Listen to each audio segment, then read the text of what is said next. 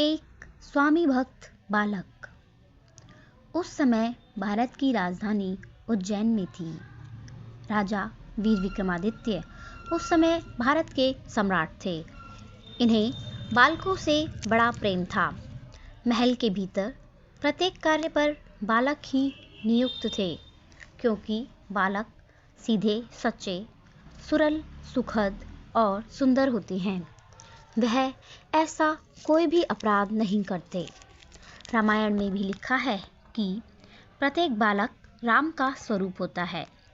इसी विचार से भारत सम्राट ने अपने शरीर रक्षक भी बालक ही बनाए थे और महल का सारा प्रबंध बालकों को सौंप दिया था।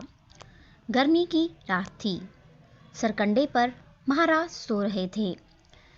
पलंग के नीचे कालीन पर उनके शरीर रक्षक भी सो रहे थे। सहसा रोने की आवाज सुनकर महाराज जाग पड़े। उस समय आधी रात बीत चुकी थी।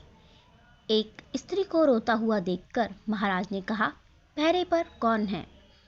5 लड़के एक एक घंटा जागकर महाराज को पहरा देते थे। उस समय किशोर नामक एक क्षत्रिय बालक पहरा दे रहा था। वह चुपचाप सामने जा खड़ा हुआ। कौन है किशोर? सम्राट ने कहा। जी अन्नदाता, आज्ञा, किशोर ने हाथ जोड़कर कहा। किसी स्त्री के रोने की आवाज सुनते हो किशोर? राजा ने पूछा। जी सरकार, किशोर ने कहा। जाकर देखो इस समय कौन रो रहा है और क्यों रो रहा है। दीनबंधु सम्राट ने आदेश दिया। अपनी तलवार लेकर किशोर सिंह गुप्त द्वार से महल के बाहर निकल गया। किशोर की आज्ञापालक विधि को खुद देखने के लिए सम्राट भी उसके पीछे छिपते हुए महल से बाहर हो गए। सावधान सम्राट वही होता है जो अपने नौकरों की स्वयं जांच पड़ताल करता है। रोने की आवाज काली देवी के मंदिर से आ रही थी। किशोर ने मंदिर में जाकर देखा कि एक अति सुंदर स्त्री रो रही है। मंदिर के पीछे एक रोशनदान था। उसके द्वारा सम्राट विक्रमादित्य भीतर का हाल देख रहे थे। आप कौन है देवी? किशोर ने पूछा। मैं राजलक्ष्मी हूँ, देवी ने कहा। आप इस समय क्यों रो रही हैं? किशोर ने पूछा। राजा वीर विक्रमादित्य की अकाल मृत्यु आ गई है। ऐसा राजा मुझे फिर कहाँ मिलेगा? इसी कारणवश मैं रो रही हूँ, देवी ने उत्तर दिया। राजा की मौत कब होगी? किशोर ने पूछा। आज प्रातः ठीक 4 बजे, देवी ने कहा। महाराज के जीवन की रक्षा किस प्रकार हो सकती है? किशोर ने आंखों में आंसू भरकर पुनः पूछा। हाँ, हो सकती है, क्योंकि उपाय सब संकटों का होता है। देवी ने अपने आंसू पोंछ डाले। बतलाइए, हमारे हृदय सम्राट कैसे बच सकते हैं? किशोर ने उससे पूछा।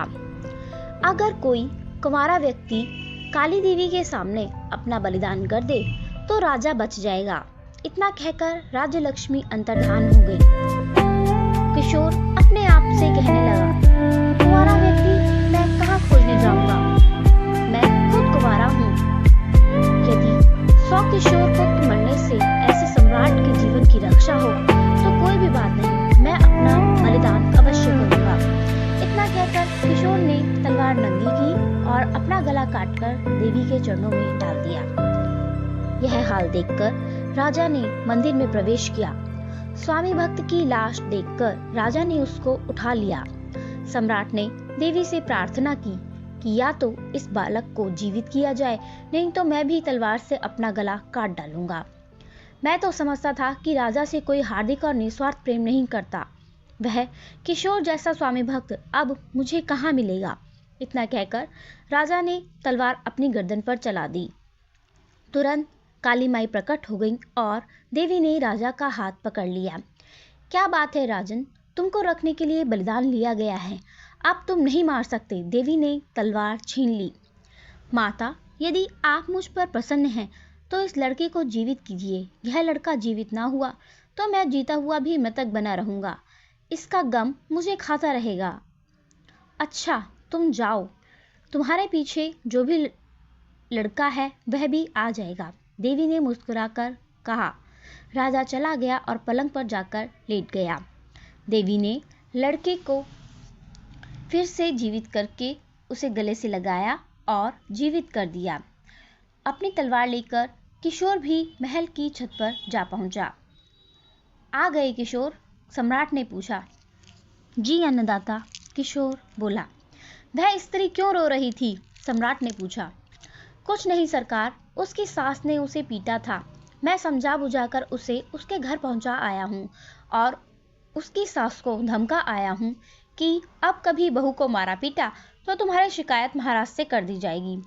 किशोर ने बहाना बनाया। तुम धन्य हो किशोर, तुम्हारे माता पिता धन्य हैं। आज से तुम मेरे प्रधान सेनापति हुए, सम्राट ने किशोर को हृदय से लगाकर कहा। ये थी स्वामी भक्त बालक की कथा। अगर आपको हमारी ये कहानी पसंद आई हो तो please like, share and subscribe my channel. Thanks for watching my video.